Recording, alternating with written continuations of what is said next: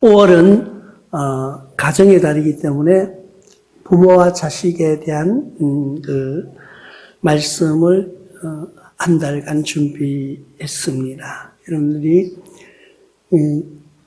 하나님 말씀을 들으실 때에 나는 부모가 안 계신데 우리의 부모는 영원한 하나님이 우리의 부모이십니다. 오늘 말씀해 보니까 너를 낳은 아비를 청종하고 내 늙은 어미를 경히 여기지 말라 하는 말씀으로 시작을 합니다. 우리는 아버지보다 엄마는 있죠. 살아보면은 연세가 이렇게 들고 이러면은 엄마는 어때요? 친구 같지 않아요? 친구와 같이 말도 막 이제 친구처럼 하고 아버지하고는 조금 다른 그런 모습을 우리가 많이 봅니다. 친밀한 감도 있지만은 또 어떤 때는 너무 경히 여기는 모습도 드러납니다. 그러니까 늙은 어머니, 늙은 아버지를 보면은 좀 뭔가 시대에 더 뒤떨어진, 요즘은 그래서 라떼라는 이야기도 하고 하는데 가볍게 여기는 거예요. 근데 성경은 분명히 말씀하고 있습니다. 내 늙은 부모를 경히 여기지 말라는 거예요. 그게 노인에 대한 존경이자 인간관계를 형성하는 하나님의 말씀, 하나님의 명령이라는 것을 우리가 받아들이시길 바랍니다. 에레미야서 19장 32절을 보니까 레위기 19장 32절을 보니까 너희 셋머리 앞에서 일어서고 노인의 얼굴을 공경하며 내 하나님을 경외하라. 나는 여호와니라. 하나님의 말씀이라는 거예요. 나이 많은 사람, 머리가 흰 사람 앞에 설 때는 일어서라는 거예요. 일어서라는 건 그분의 존경을 표하는 거예요. 그분을 인정하는 거예요. 그분의 삶을, 그분의 살아온 과거를 존중해 주는 거예요. 그런데 우리는 그렇게 살고 있느냐는 거예요. 인간의 모습을 바라보면은 나이 든 사람을 무시하는 경향이 많아요. 힘도 없고요. 또 생각도 다르고요. 내가 새로운 지식을 습득해서 보니까 아버지의 이야기가 다 틀린 것 같은 거예요. 처음에는 아버지가 존경스러워요. 무서워요. 나의 기둥이에요. 나의 모든 것을 전폭적으로 맡길 수 있는 분이 누구예요? 아버지 한 분밖에 없었어요. 그런데 어느 순간에 내가 나이가 들어가지고 학교를 다니다 보니까 아버지가 나보다 수학도 못하는 것 같아요. 뭐 문제를 풀어보니까 나보다 모자라는 것 같아요. 그런데 정치, 경제, 문화 이야기를 해보니까 아버지는 그게 무슨 이야기인지 알아듣지도 못해요.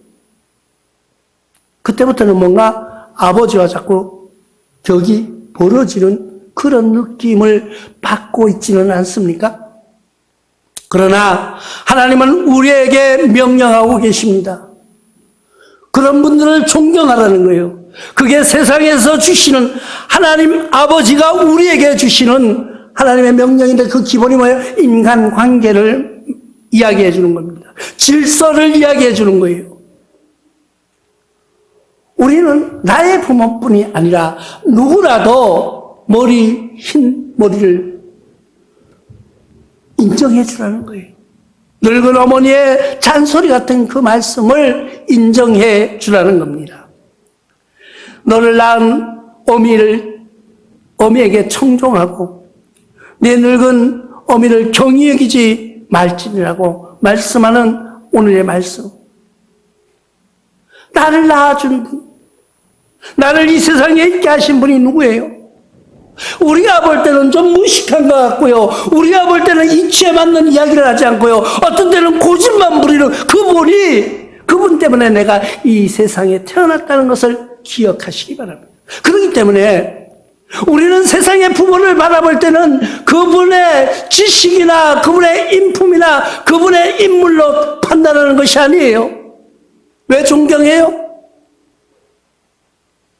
왜 그분을 인정해 주느냐는 거예요. 내가 이 땅에 오게 된, 내가 이 세상을 살아가는 모든 현실이 그분 때문에 이루어졌다는 거예요. 그런데 우리는 그렇게 생각하지 않고 있는 모습을 종종 볼 수가 있습니다. 나이 든 부모가 아주 우습게 보이는 거예요. 잔소리꾼으로 전락했고요. 말도 이치에 모든 것이 틀려진 삶 속에서 우리가 같이 공동생활을 했을 때 아우 답답해. 나 아빠 만나면 정말 답답해. 나는 엄마 만나면 아우 정말 말이 안 통해. 그런 모습으로 우리가 살아가고 있지 않느냐는 거예요.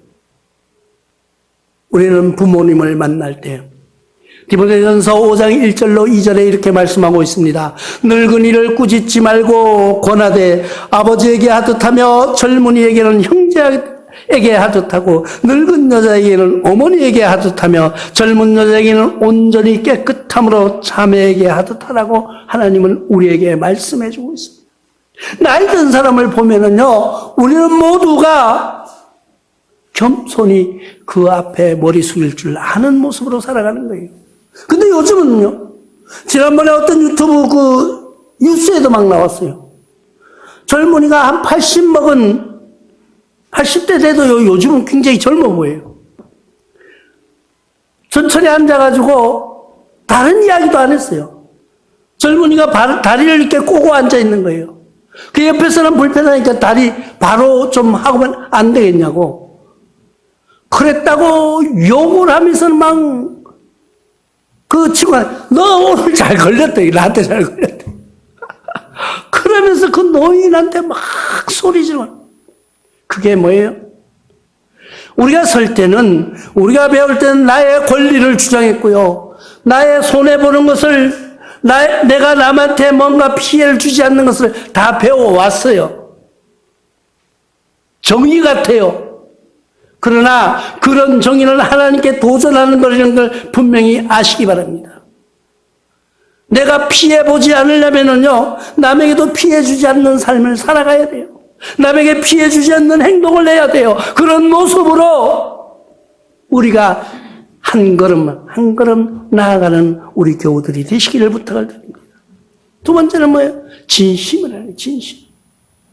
인간과 인간관계에서는 마음이 통해야 된다는 거예요.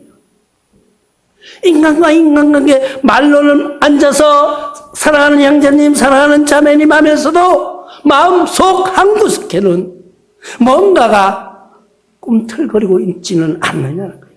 진심이 없다는 거예요. 진실이라는 것은 원어로 말하면 에메트라고 하는 말인데, 진실, 성실, 확실함, 진리 뭐 이런 말이에요. 오늘 말씀에도 어떻게 하라고 말하고 있습니까? 우리에게 진실된 삶을 살라고 권고하고 있는 말씀을 우리에게 보여주고 있습니다. 진리를 사되 팔지는 말며. 진리는 사라는 거예요. 진리는.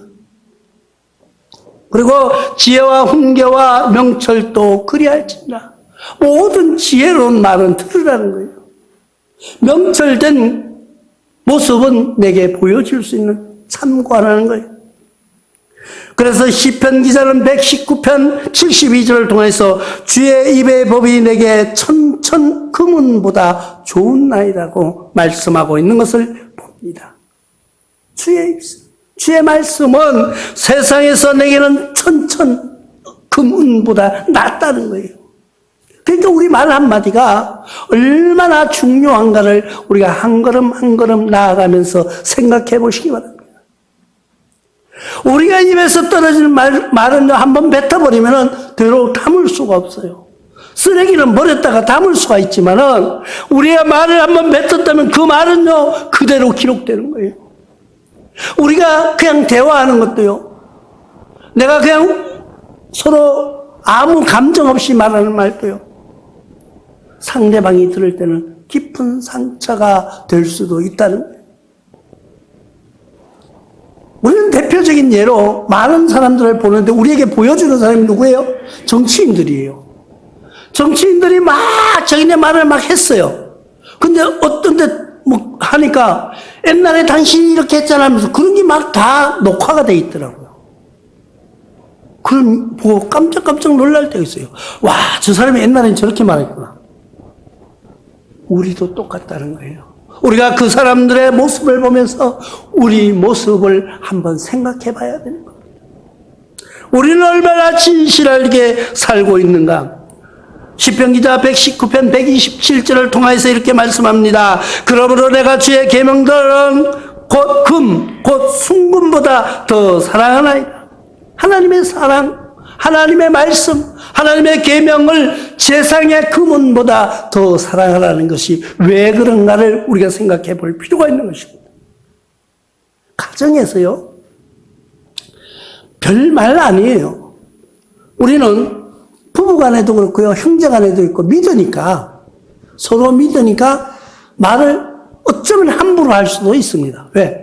니 내 마음 알잖아. 니 내 마음 알고 있잖아. 그러니까 내가 이렇게 말해도 그게 진실이 아니고 농담이라고 들을 줄 아는 거예요. 그런데 상대방이 그걸 농담으로 들으면 되는데 그걸 진심으로 받아들인다 이러면요, 오해를 불러들일 수가 있습니다.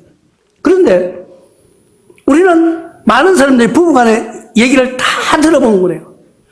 이 남편도 이 아내도 다른 사람한테는 잘해요.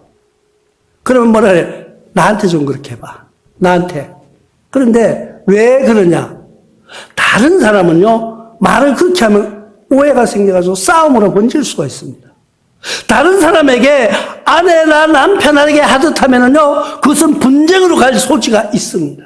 그러나 아내와 남편은 서로 믿으면서 가까우니까 상처 주는 말을 해요. 근데 그게 상처가 아닌 줄 알고 착각하고 있는 거예요. 그럼 뭐 다른 사람에게 나도 그렇게 살아왔다는 얘기예요. 근데 다른 사람에게는 그렇게 못 하잖아요. 다른 사람에게는 상처 주는 말을 할 수가 없는 거예요. 그렇게 다른 사람한테는 잘하는 것처럼 보이는 거예요. 그게 아니라 그 사람과는 그 말을 하면은 똑같은 말인데 이 사람에게 하면은 싸움이 되는 거예요. 또 이 사람에게 하면은 나와의 관계가 소원해지는 거예요. 근데 아내니까, 남편이니까 믿고 얘기를 했는데 그것이 오히려 독이 될 수도 있다는 거예요. 우리는 그런데 하나님의 말씀을 세상에 금은보다 더 사랑하는 말씀이 뭐예요? 우리의 말은, 우리가 뱉은 말은 하나님의 말씀에 의존해서 한번 생각하면서 말할 수 있는 그런 성도들이 되시기를 부탁을 드립니다. 왜 그럴까요? 하나님의 말씀은 오류가 없어요. 하나님의 말씀은 분명하시기 때문에 하나님의 말씀으로 인용해서 말하는 버릇으로 한번 살아보지 않으시렵니까? 특별히 가정을, 달을 맞이하면서 우리 가정에서부터, 모든 일들은 가정에서부터 일어납니다. 모든 일들은 가정에서부터 생기는 거예요. 분쟁도 사회에 나와서 분쟁, 사회에 나와서 어떤 모습, 사회에 나와서 모든 사랑하는 마음, 그리고 보면 가정을 보여지는 거예요. 그 가정이 보여지는 거예요. 어떻게 보여지나? 나와서 분쟁하는 사람이 있어요. 예전에 제가 직장 생활할 때 데모가 난 거예요, 데모가. 근데 막 한 사람이 이 사람이 그냥 그때 우리가 순박해가지고 데모라는 걸 할 줄 몰랐어요. 그냥 뉴스에만 나오는 줄 알았어요. 뉴스에만. 그런데 한 사람이 어느 날 갑자기 그 회사 앞에서 우통을 탁 벗어제끼고 모여라 하면서 막 소리치는 거예요. 근데 가만 보니까 술도 한잔 한 것 같은데 말을 막 탁 하는데 맞는 말이야. 그러니까 사람들이 하나 둘 모여들기 시작합니다. 일할 생각 안 하고 모여들어가서 그 사람 얘기를 듣더니 막 한 사람 모이고 두 사람 모이고 사람이 자꾸 모이니까 무리가 된 거예요. 회사가 마비가 됐습니다. 근데 그 분쟁이요, 일어나기는 별것 아닌 것처럼 일어났는데 나중에 보니까 쉽게 사그라들질 않는 거예요. 왜? 군중이라는 건 그런 거예요. 군중의 심리. 사람의 마음이라는 그런 거예요. 근데 나중에 이 사람을 자세히 보니까 이 사람은 가정이 완전 파탄됐어요. 자기 부인은 부인대로 막 그냥 밖에 나돌고, 애들은 애들대로 뿔뿔이 흩어져 있고, 이 사람은 맨날 속상하니까 술만 마시고. 술만 마시다가 들어가서 술 한 잔 먹고 가만히 생각해보니까 화가 나니까 이 화풀이를 어디 할까? 하다가 회사 나와서 됐다 하고 막 여러 사람 앞에서 소리 지르는 거예요. 근데 그게 데모가 됐다니까요. 그 한 사람 때문에. 우리는 그 가정이 그래서 소중하다는 거예요. 그래서 가정이 중요한 거예요.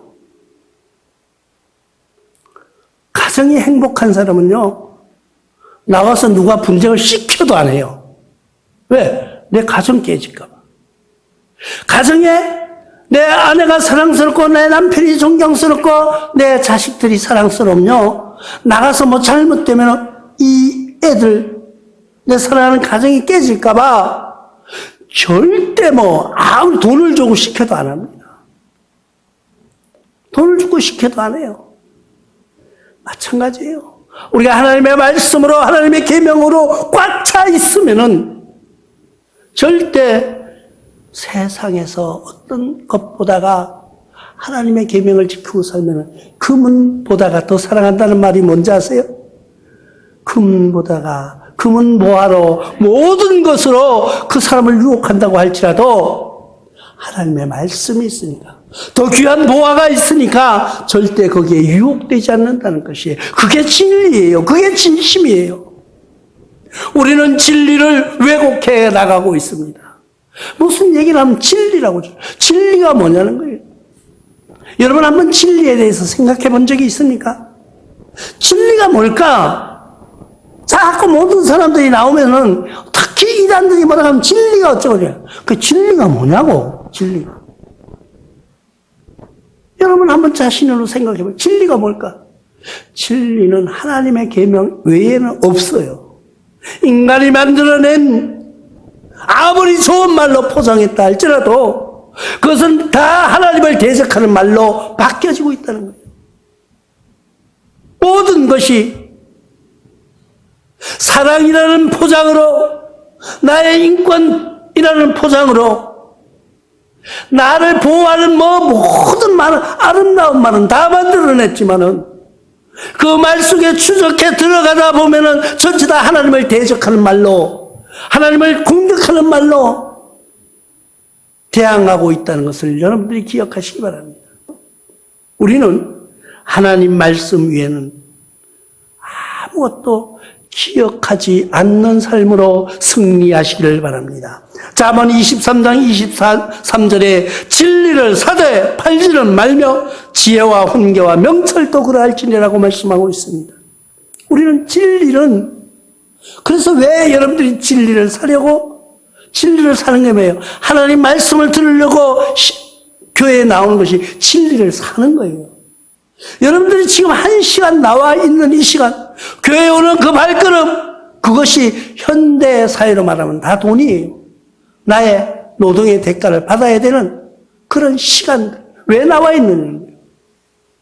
나의 모든 시간을 투자해서 하나님의 말씀에 진리를 사려고 나와 계시는 거예요. 그 진리를 지혜와 훈계로 여러분들이 사용하시기를 바랍니다. 그리고 여러분들의 명철도 하나님의 말씀으로 명철해지는 삶이 되시기를 바랍니다. 왜 그렇게 해야 되느냐는 거죠. 왜 그렇게 해야 되냐. 그냥 내 편한 대로 인간 내 욕망대로 살아가면 되는데 그것이 바로 하나님의 기쁨이기 때문이에요. 그것이 바로 부모의 기쁨이기 때문이에요. 여러분들이 살아가면서, 나와 여러분들이 살아가면서 내가 어떤 세상에 이슈화되는 사건을 저지른 범죄인이 됐다고 한번 생각해 보십시오. 나의 부모가 마음이 어떨까요? 남들은 그냥 세상 사람들은 와, 저 인간 저 나쁜 인간이라고 손가락질하며 욕할 거예요. 그러면서 그것을 그냥 재미로 이슈로 그냥 떠들고 지나갑니다. 그런데 그 부모 입장이라고 생각해 보십시오. 내가 그런 죄인이 됐다고 생각했을 때 우리 엄마, 우리 아버지 마음이 어떨까? 그렇게 생각해 보면요, 아무도 범죄 저지를 사람이 없어요. 그건 뭐냐? 가정의 교훈에 따르기 때문에, 내가 가정을 생각하는 마음이 있기 때문에. 그러니까 범죄할 수가 없어요. 죄를 지을 수가 없는 거예요. 왜? 우리 부모님이 슬퍼하실까봐. 우리 부모님이 나는 괜찮아, 나는 괜찮아. 나는 내 멋대로 살다 죽을 거야. 그런데 내 부모가 나를 바라보는 그 아픔이 얼마나 클까. 그걸 생각하니까 범죄할 수 없는 거예요. 마찬가지예요. 우리가 세상을 살아가면서 내 멋대로 살지 못하는 것은 하나님이 마음 아플까봐, 하나님의 기쁨을, 하나님께 영광을 돌려드리는 것이 뭐예요? 왜 하나님께 기쁨을 돌려드려야 돼요? 나는 하나님이 지으신 피조물이기 때문에, 하나님이 나의 아버지가 되시기 때문에 그 아버지 기쁘게 해드리는 삶으로 살아보지 않으시렵니까? 잠언 15장 20절에 이렇게 말씀하고 있습니다. 지혜로운 아들은 아비를 즐겁게 하여도 미련한 자는 어미를 업신여기느니라. 아버지를 즐겁게 한다는 사람은, 아버지를 기쁘게 하는 사람은 지혜롭다는 사람이에요. 그 지혜가 뭘까요? 그 지혜가 하나님의 말씀밖에는 없다는 것으로 생각하시기를 바랍니다.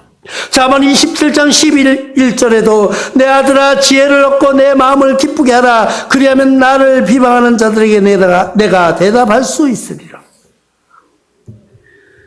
지혜를 얻고 바른 길로 기쁘게 살아가는 사람은요, 남들이 비방한다고 할지라도 하나님이 변론해 줄 수 있다는 것으로 받아들이시기 바랍니다. 어떤 부모가 자기 아들에 대해서 막 비방하는 소리를 들었어요. 들었는데 그 사람에게 묻는 거예요. 비방하는 그 사람에게. 근데 당신이 비방하는 그 사람을 잘 알고 있느냐고. 알고 있느냐니까. 잘 모르고 내가 소문을 들었다니까, 소문. 소문을 듣는데 그 인간은 나쁜 인간이라는 거예요. 근데 부모가 그러는 거예요. 당신이 그 사람을 알지도 못하면서 남의 말만 듣고 이야기를 하느냐. 내가 그 사람의 부모다. 나는 누구보다도 그 사람을 잘 알고 있다. 하나님이 우리를 보호해 주신 말씀이에요. 우리는 모든 것이 잘못된다고 할지라도, 내가 남들이 다 욕한다고 할지라도 부모는 나를 아는 거예요. 내가 아무리 변명을 하고 아무리 좋은 말로 변명한다고 할지라도 나의 엄마, 나의 아버지는 나를 아는 거예요. 내가 네 안 봐도 알아. 안 봐도 알아. 니놈 성격이 그런데 내가 다 알고 있어. 그게 부모예요. 근데 하물며 하나님이 우리 마음을 모르실까요? 우리는 하나님을 기쁘게 해드리는 삶을 살아야 되는데 그것이 어떤 삶이냐는 것이요. 잠언 29장 3절에는 이렇게 말씀하고 있습니다. 지혜를 사모하는 자는 아비를 즐겁게 하여도 창기와 사귀는 자는 재물을 잃느니라. 지혜를 사모하면서 사는 사람은 항상 노력하고 분발하는 사람은 부모를 평안하게 합니다. 그러나 창기와 사귀는 사람은 모든 것을 잃어버린다는 거예요. 그게 친구가 중요한 거예요. 여러분들의 친구는 누구예요? 여러분들의 함께하는 친구는 누구냐는 거예요. 예수님은 나의 친구가 되어야 되는데 여러분들이 그 친구를 한번 진심으로 사귀어보지 않으시렵니까? 나는 오늘 소개해드릴 그분이, 우리의 친구 되시는 그분, 나의 구세주가 되시는 그분이 바로 예수님이라고 여러분들에게 소개하고 싶습니다. 우리는 예수님을 나의 친구고 나의 구세주로 삼아서 부모를 기쁘게 하는 삶으로 살아가시길 바랍니다. 그러면은 누가복음 15장 23절로 24절에 이렇게 말씀하고 있습니다. 그리고 살찐 송아지를 끌어다가 잡으라. 우리가 먹고 즐기자. 내 아들이 죽었다가 다시 살아났으면 내가 잃었다가 다시 얻었노라니 그들이 즐거워하리라. 하나님이 지금 소를 끌어다 잡는 잔치를 벌일 수 있는, 하나님이 내가 잃었던 아들, 내가 다시 돌아왔구나. 내가 지금 사탄에게 빼앗겼던 저 아들, 저 딸이 내 아들로 다시 회복되었으니까 내가 손을 잡고 잔치를 하자. 오늘 이런 기쁜 날이 어디 있느냐. 우리는 하나님의 기쁨이 바로 그건 거예요. 부모님의 기쁨이 하나님의 기쁨이에요. 하나님이 손을 잡는 그 순간, 손을 잡는 그 기쁨을 돌려드릴 수 있는 여러분 되시길 주님의 이름으로 축원합니다.